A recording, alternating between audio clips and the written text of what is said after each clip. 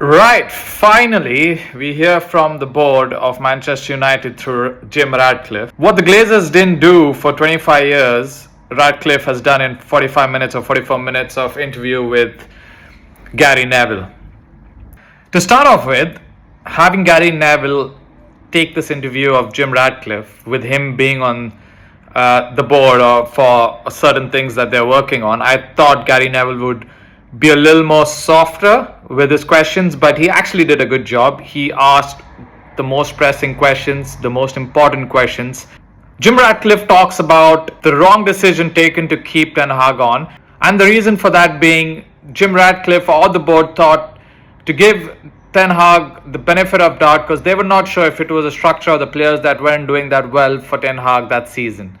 He also backs Amrim, says that with a depleted squad, Amrim is doing a very good job keeping the team afloat. He talks about the new recruits and he believes in them in the future. He talks about the big money signings that we have that aren't available for Amrim presently. My second point over here is about £40 million taken away from ex-players' funds and also food from majority of the staff. But the big question that was asked from Gary Neville to Jim Radcliffe was, why couldn't they think of getting Harry Maguire, Bruno for a dinner gala and raise money through that and support the finances instead of taking money out of the rest of the funds or pockets of people? The interesting answer here from Jim Radcliffe was he was not suggested by the board and he would have looked into it and mostly approved it.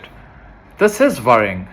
He also alludes to the fact that Manchester United could be bust by end of September if they didn't step in and take these precautions. Isn't it mind-blowing to know a club that is the richest club in terms of revenue is now almost going to go bust if they didn't step in?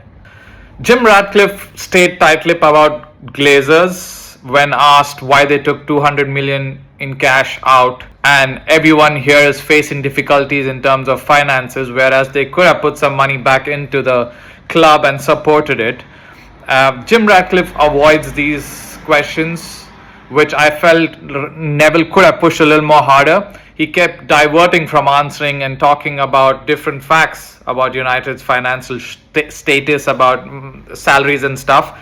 The last point would be good news that he alluded to the fact that Manchester United could be getting a new stadium very soon. On Friday, Gary Neville did have an overview of what could be coming towards our future, a training ground and a new stadium. So that is something good to hear, and this is where they end the interview.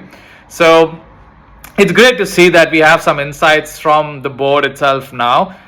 Go ahead and see the entire interview on Sky Sports on YouTube.